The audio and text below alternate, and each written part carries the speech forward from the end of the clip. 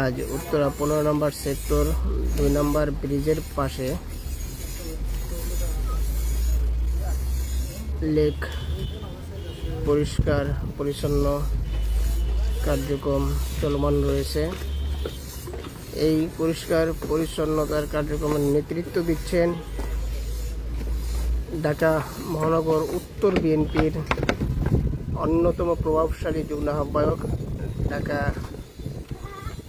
18 আসনের মাটি ও মানুষের নেতা, জননেতা, জননন্দিত নেতা, তৃণমূলের প্রাণ, পরিশ্রমী নেতা জনাব মোহাম্মদ আফাজউদ্দিন আফাজ ভাই তার নেতাকর্মীদের সাথে নিয়ে প্রতিদিনের মতো আজও এই খাল পরিষ্কার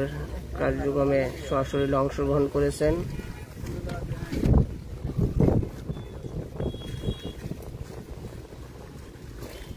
দু 2025 সালের 2 সেপ্টেম্বর যখন ঠিক এই ব্রিজের পাশেই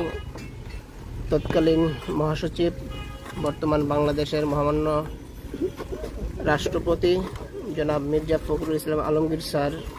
এই কার্যক্রমের শুভ উদ্বোধন করেছিলেন। তারপর থেকে প্রায় 11 মাসের অধিক এই কার্যক্রম চলমান রেখেছে